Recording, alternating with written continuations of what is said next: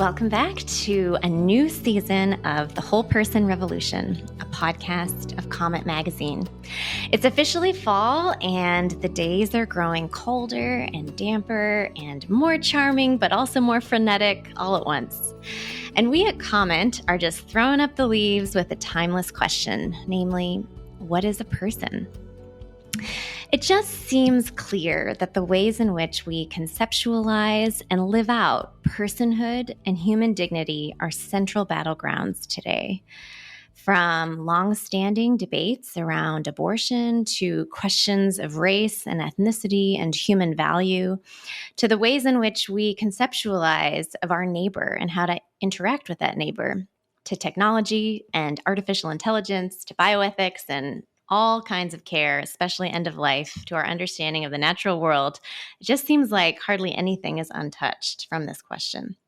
And it feels urgent.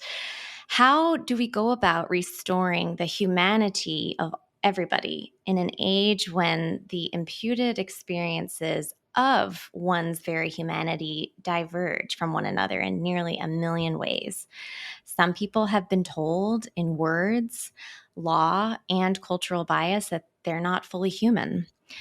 Others have been bound by cultural inheritances that shortchange one's desire to be integrated as a whole person that's also interdependent with others, body, mind, spirit, and strength.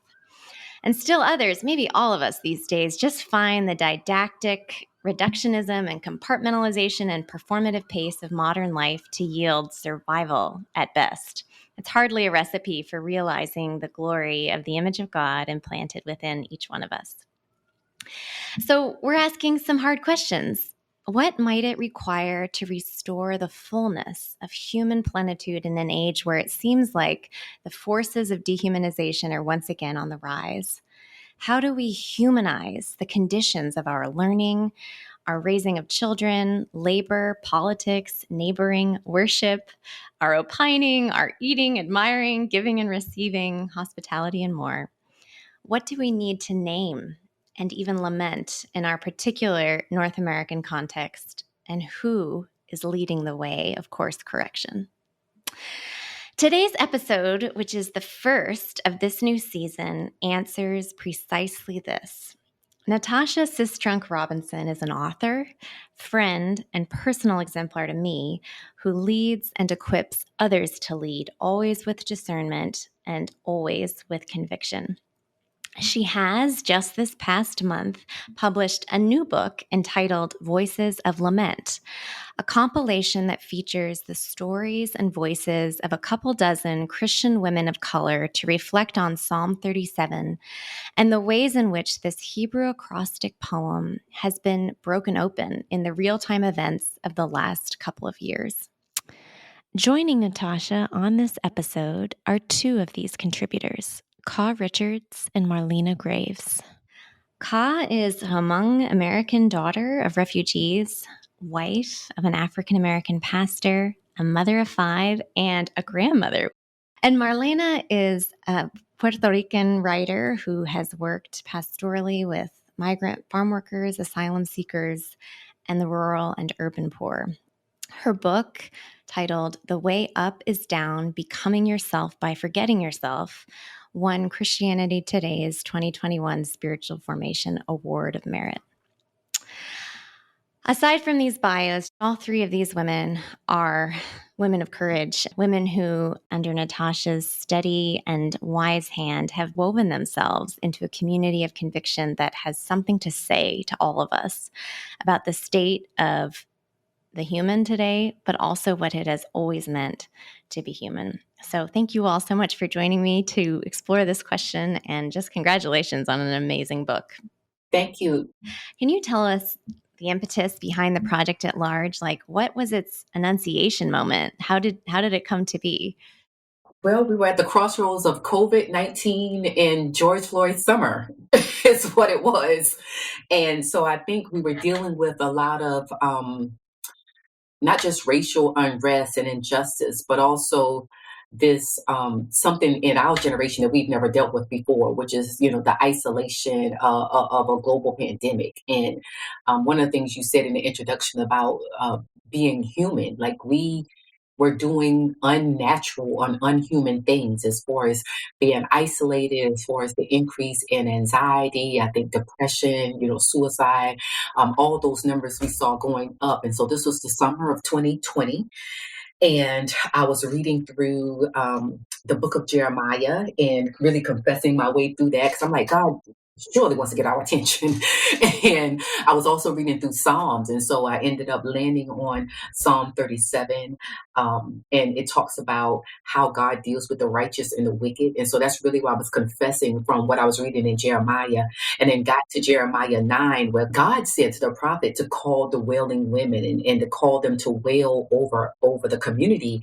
And it's very specific about why they're wailing. Like they're wailing because the men have been taken out of public streets, that the children have been taken out of the men have been taken out of public square, the children have been taken out of the streets, and death had climbed in through their windows, is what the scripture said. And so I'm like, oh my gosh, like we as women of color specifically, we understand those assaults.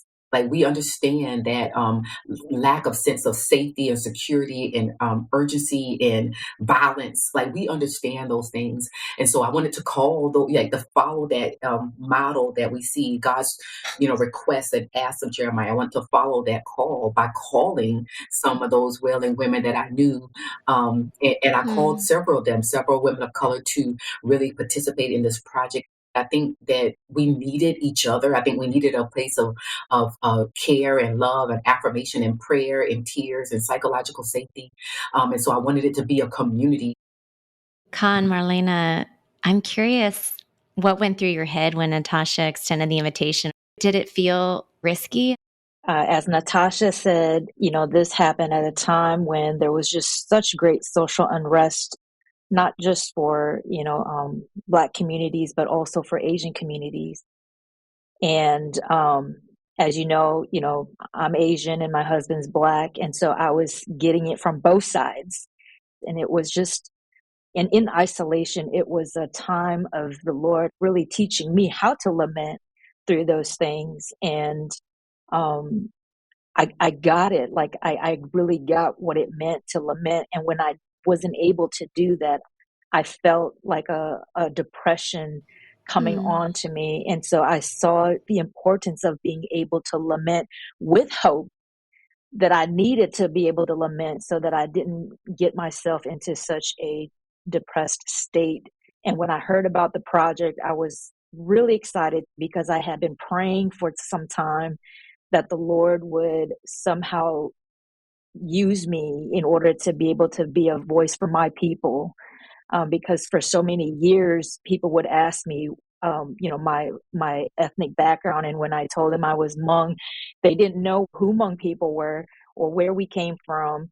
And so I always had to kind of tell the same story over and over again. And it grieved me in some ways because we have such a prominent role even in American history. The Lord opened up the doors for me to be able to do this. I was excited. And yet at the same time, I knew that there was going to be so many things that I was going to be learning that I just didn't know about my own people and about our struggles. Marlena, what about you? I'm biracial Puerto Rican. I grew up speaking Spanish. English is my second language. And I come from poverty. It didn't really hit me until I was older. I didn't know how poor I was or anything until I started going to a white evangelical Christian college, or that my life was too much different. And so I had a little bit of trepidation writing because my biggest concern is the church's complicity in a lot of things. Not just the white evangelical church, Catholics, there's a lot of complicity in oppression. And so I guess trepidation would be the word, because I'm like, I'm gonna have to talk about this again. And that's what was loudest in me. And I'm not about like trying to start fights or throw grenades into, the fray. But I am about telling the truth. And sometimes it's painful, even for those telling it, to communicate it.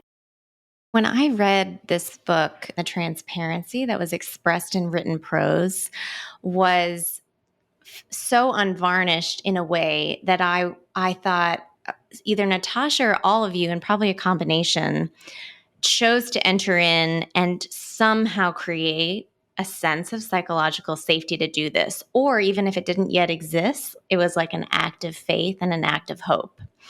And I would just love for you all to reflect, if you would, on the journey. Did it come to feel actually safe to some degree, even as it was so brave? And how did that happen? So from a place of equity and justice, there was a few things I really wanted.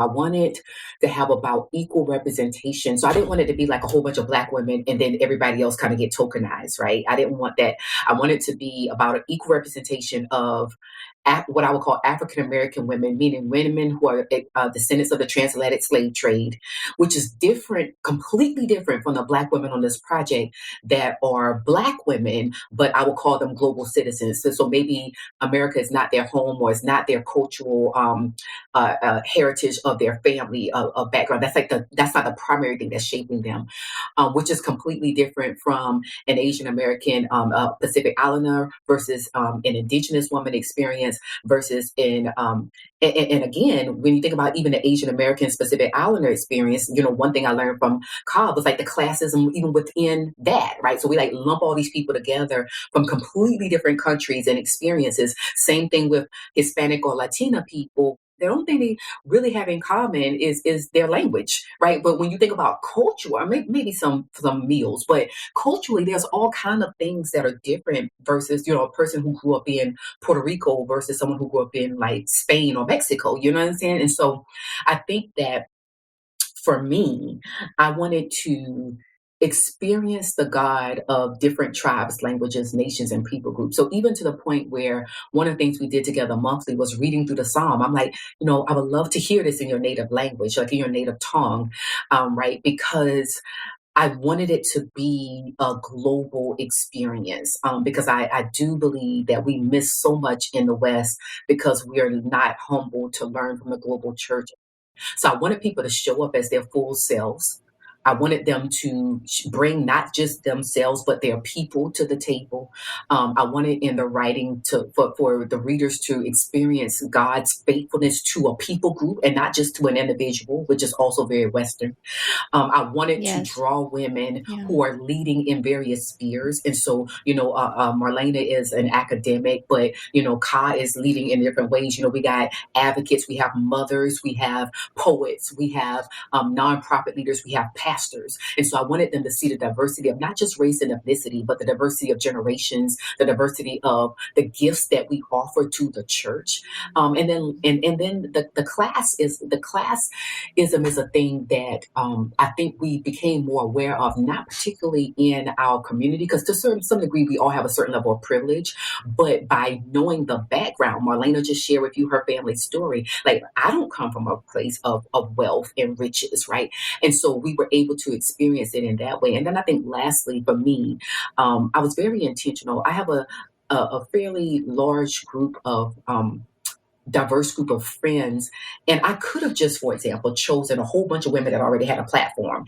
And I intentionally chose not to do that. Like, as a matter of justice, I wanted to have about half of the women that had some platform, like Marlena and myself, and half women like Ka, who I believe are from either relationship or knowledge or reference that had integrity of faith, integrity of a life well lived, integrity of the heart of their communities, like their community, their people trust them. Right.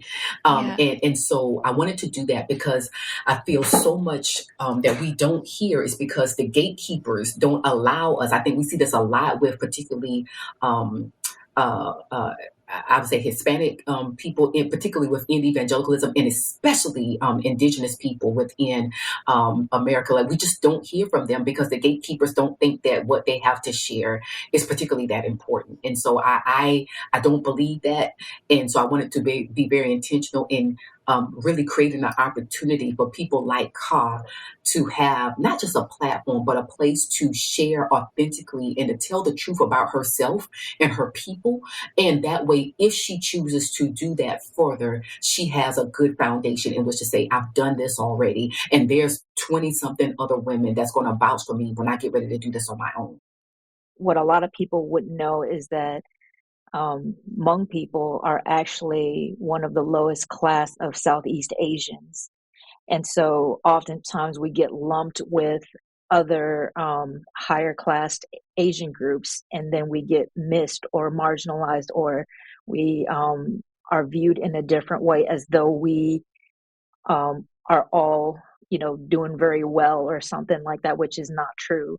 There's a very high percentage of Hmong people that are under the poverty line. I grew up in poverty. My parents are refugees. I grew up in the north side of Minneapolis in the project homes for, about 20 years before I was even out of the project homes in that area. And so this meant a lot to me, to be able to have a voice for my people and for myself.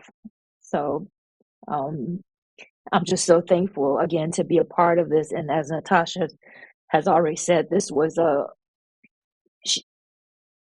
she created a safe space for us to come and to be able to lament. And there were numerous times that we were able to do that. And most of my background, even currently, like, I'm in a lot of white spaces, a lot of white evangelical spaces. And I can honestly say that most of the time I don't feel that safe space, unfortunately. And so this was a place for me to be able to express myself, my pain, to lament and to heal and to be strengthened.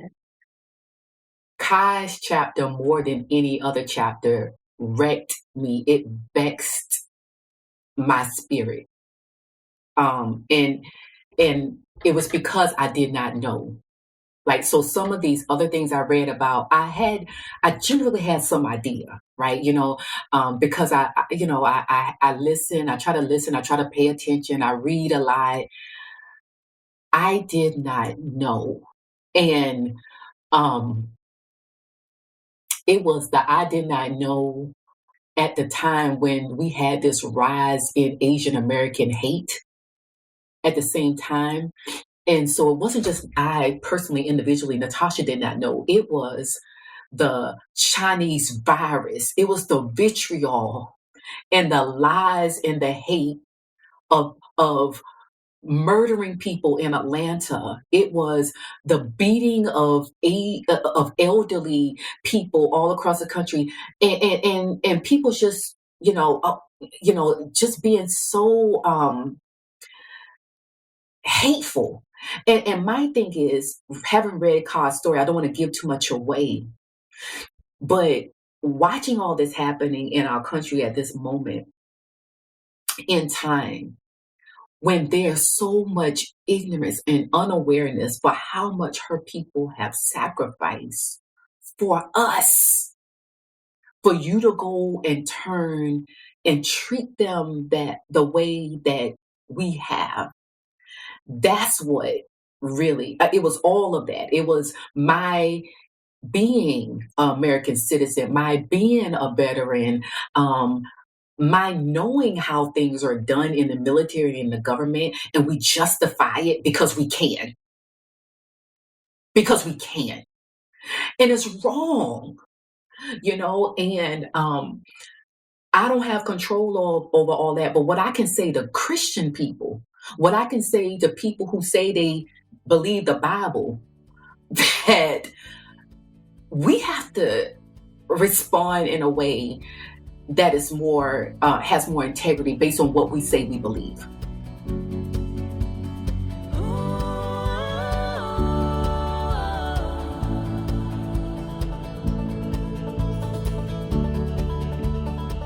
As the book is now out there, and people are reading it and talking about it, and some of the stories are being retold that each of you and the other contributors chose to share in it, as well as, I'm sure, tangential stories that spring off of those depending on the space you're in. I'm curious what you are learning, or maybe you already knew about about the texture of lament in the context of specific spaces. Are there spaces that don't deserve these stories of lament, and these expressions of lament, of course, are not ready for them or unsafe? How do we think about the boundaries of where lament occurs and is like broken open and healed by God, and how that occurs? What I like about our group is that a lot of us got together in May in North Carolina at Natasha's invitation, and we could just, some people were wailed and crying together. This first time they're seen, and not just in person, but on the Zoom. And you, a lot of times people have to just hold back in spaces that they're in because double intersection, women and then color, right? So women aren't taken as seriously in some circles, right? And then women of color even more. And so people of colors, when they're upset or if something happens, their grief is dismissed. Their grief is often dismissed by the general American public. It's only when something touches them that they can say, okay, now I see. Now I see. In most cases, I used to be among a lot of Mexicans, but now I'm just along more people that are not people of color. And I felt like such a relaxation and a like just, I'm not Mexican, but just like I don't have to perform. I don't have to, I can say what I think and I don't have to worry about hurting people's feelings by accident. We could just be transparent with one another. I think people that have suffered might be more inclusive of one another. Anyone that suffered, they'll say, hey, but not the same privileges afforded us, right? And so people could just be themselves. There was a freedom to lament. I think a certain level of humility is required, right? Because I think we can all show up in the same space and get something different out of it. And I think we all can contribute something different out of it. And what I mean by that, I think there's some places I think there's some places people shouldn't show up in at all. I do. And I think there's some spaces where we should show up and be quiet. And I think there's some places we should show up and pray. I think there's some places we should show up and ask questions. I think there's some places we should show up and wail, right? And I think there's a humility that comes with knowing when you're in a sacred space and how to respond appropriately for that space.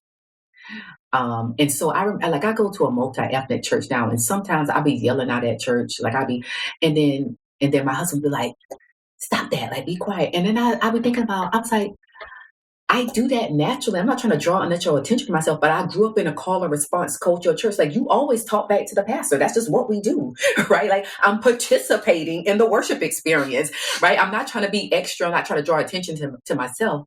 But at the same time, it's like, that's not what they do in that space. And so the reality is I am restricting a part of my natural tendency of myself. I'm losing a part of myself. I'm giving up something, honestly, to be in that space. And I'm not saying that's right. I'm saying it just is. It's true. It's real. But there is a ways that we create community and culture together. And that includes understanding history and the suffering of our people group, but it also includes a lot of culture making, laughter and joy and food and celebration and table fellowship and dancing and all these things that we do to create culture and make culture and be together. So to me, it's never a this or that.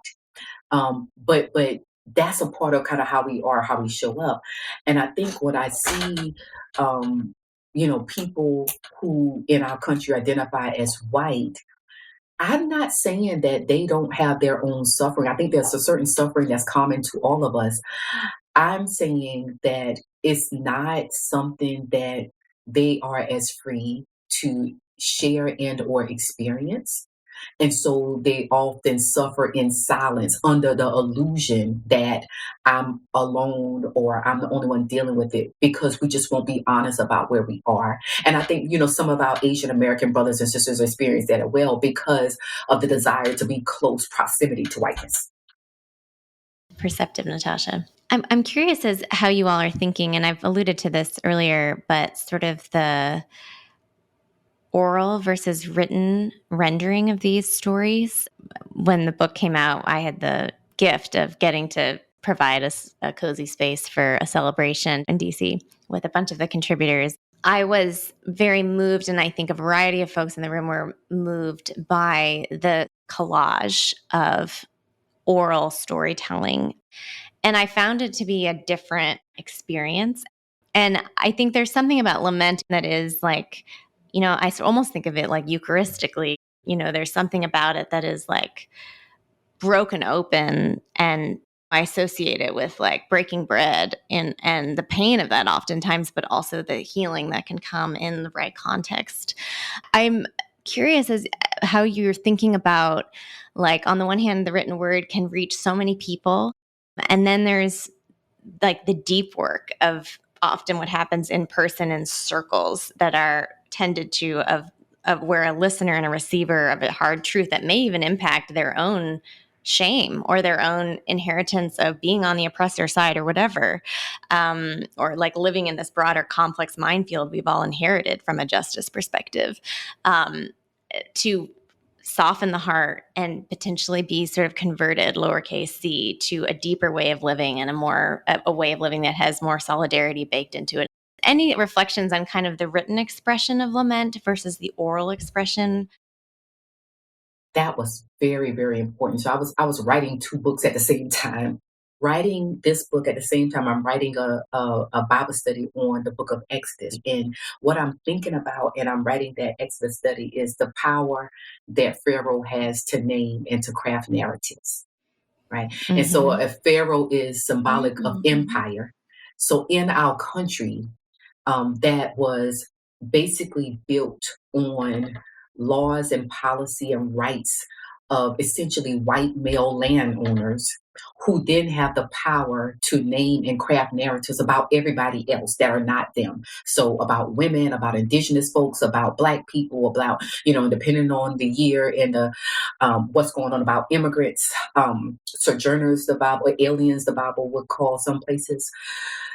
And so to me, it was extremely important that these women be, again, empowered to name for themselves, to craft narratives. And I'm not even saying craft narratives because not all narratives are true, but tell the story, right? Tell the story about their own people. That's extremely important, because then you have something that can stand up against the narratives that's been crafted about the other, in a very unloving way, I think, towards our neighbors.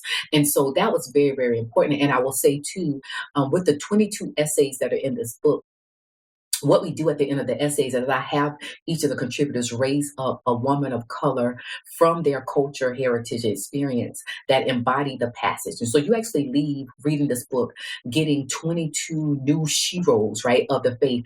And a lot of these stories, Kai's story will be an example.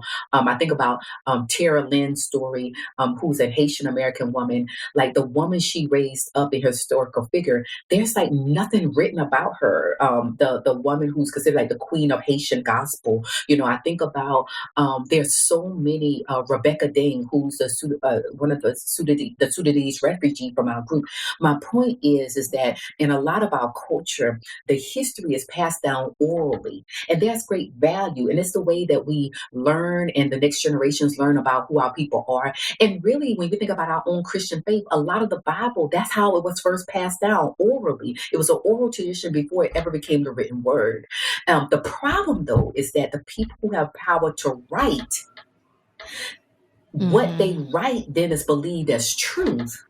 And so that's why I think that's a motivation for us to take some of what has been passed down to us orally and putting it to writing, because there's a permanency in writing.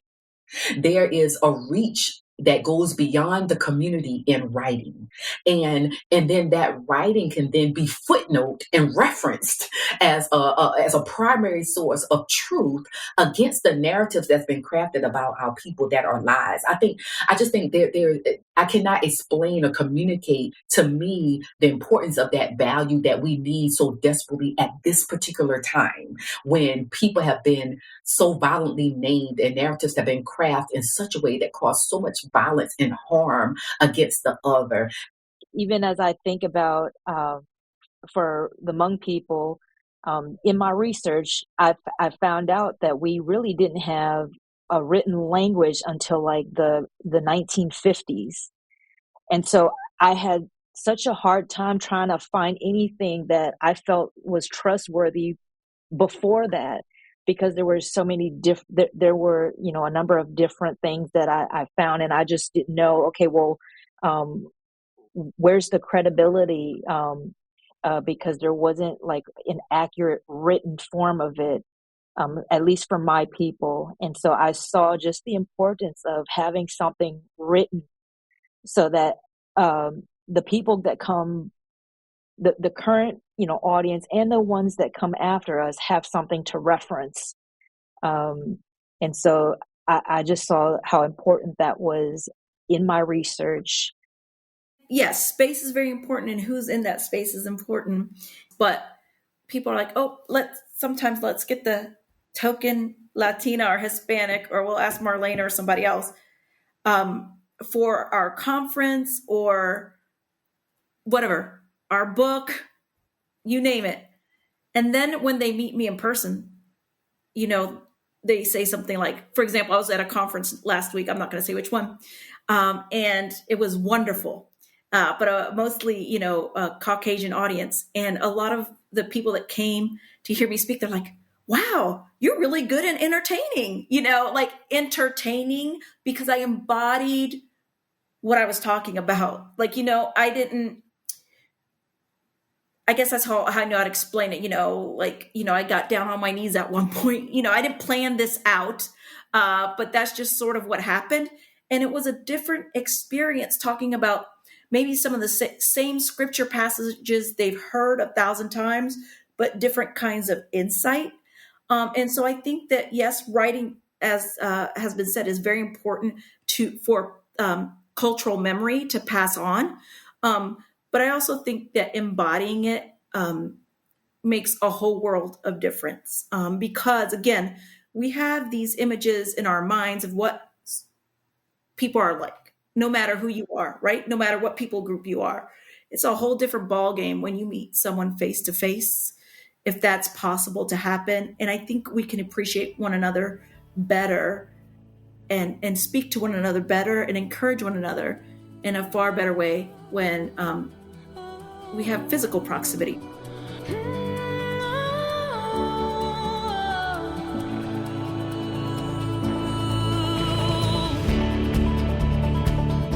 In your introduction to this book, you name all the women who contributed as leaders. You use that word, whether or not necessarily from each person would identify with that as sort of the textbook understanding of leadership is. And I think you're trying to introduce a much richer conception of what that is.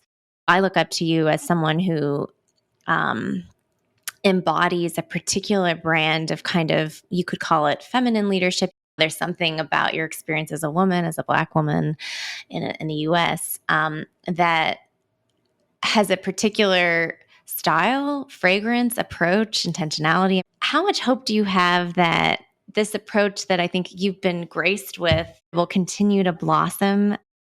In our society, our patriarchal society, the assumption is that men are leading. And I submit that not all men are great leaders just because of their gender. I don't believe that. I believe that women have always led. I believe that they continue to lead. I think we lead in a variety of ways. And so the way that Carl leads may not be the way that I lead. personality wise, strength wise, passion wise. I mean, but that doesn't mean that her leadership is any less valuable or effective for what it is that God has called her to do. And so I just been very intentional. My heart from a theological framework is been, for discipleship. And so I think we lose so much in our church in the United States, but because we ignore the contributions of women, because we won't honor the contributions of women. And even when women are doing the work, it's like they won't just say flat footed, I'm leading in this area. I mean, they're ushering, they're giving, they're preaching some places, they're pastoring others, they're prayer warriors, they're hospitable, like they're serving communion. There are all kinds of ways. They're taking care of children, they're leading Bible study and so on. So there are all kinds of ways within the construct of what we consider church as a building or structure that women are leading. And even in that, they won't call their work leadership. I spend so much time convincing women that what you are already doing, I'm not asking you to be something other than what you already are, to see what you're already doing as leadership. That's what it is. And if you said that with all the authority that comes with it, then I think you will be more intentional in the responsibility that you're carrying. Right? That's all it is. And I think 100% that having women know that and own that and honoring that and calling that up out of them has absolutely nothing to do with taking away anything that God has called men to do. Could you all just tell me a little bit what the Voices of Lament, and I mean that sort of both the book, but also each one of you and all the other contributors, where do you think this will go? If you don't have all the different tribes, tongues, and nations represented, even in the American church, all the Christians that are here, Amen. You're not seeing the full face of Christ. You're just Amen. seeing a little piece. Christ is meant, of all peoples, of all nations, and so, and like Natasha alluded to earlier, you're not seeing the leadership in the church. You're just tunnel visioned. And so that's what I hope that this book does, as she pointed out, that there's a whole world. The church is not, and I have to point out, I think you could correct me, Ann, but the global church is growing. And so when people say, oh, the American church is going down the drain, no, maybe certain parts of the church are. And so I think I hope this opens people's eyes to the worldwide church and to the gifts that women have to bring. Well, I think it's already kind of been mentioned in different ways, but to be able to bring awareness, even as Natasha said earlier, that she just wasn't aware of the story of my people. And so in the same way, I do pray and hope that this book would be a means of bringing awareness to where it just doesn't bring awareness, but it moves an individual to a place of humility, love and compassion, and understanding, and that they would see our unity and our solidarity with each other, and to see that as beautiful.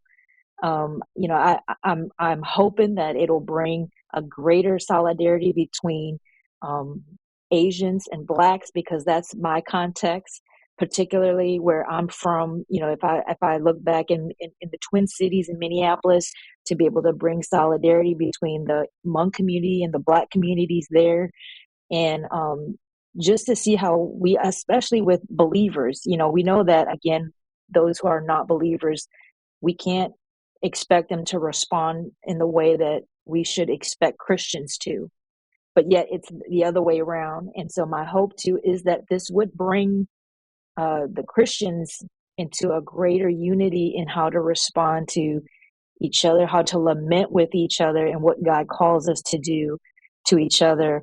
And I love, Sister Natasha's quote, even as we talked about the whole person, is that part of understanding the biblical truth that everyone is made in the image of God, we have to embrace our whole being as body, mind, and soul. Everything about us, not just our soul that someone needs to preach to us and preach to the the person and just save their soul, but everything else, our well-being, and so that's what my hope is. And I'm praying for just a greater manifestation of God's love and glory in the midst of this book. We've been praying that this book becomes a classic, right? It's like speaking those things as that are not as though they are, and not because of me or because of us, and not even because of this singular project, but because we understand what this project can do.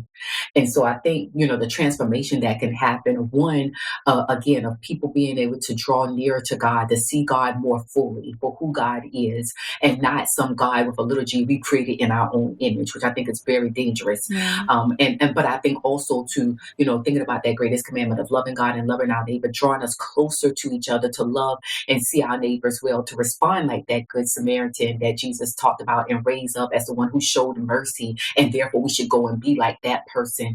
So I think that's very, very important. And I say, this is the most beautiful and broken project I've ever worked on, and it's one of those things where I want to encourage people to go through it slowly. Let the words kind of wash over you, the stories wash over you, to go through it in community, to do this with other people, because that's a part of the experience as well.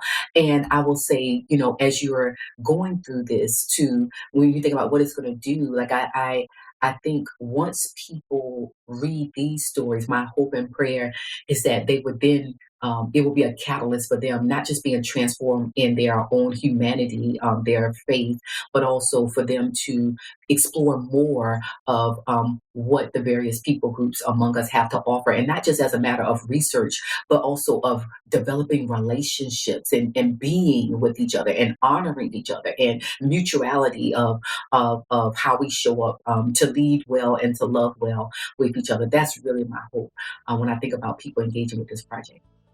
Thanks, Natasha. Thanks, all of you. Ka, Marlena, this is a privilege to spend an hour, and just big congratulations on getting done on a project like this, which is of deep cost and heart and labor for all of you. Labor of love, labor of hope, and probably a little fear and trembling too. So thank you.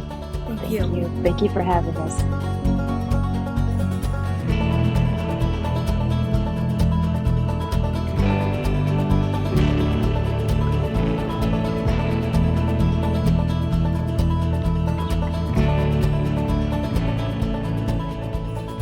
Thanks for listening to the Whole Person Revolution podcast, which is as much a cultural compass for comment as it is an incarnate witness of the hope we explore in our pages.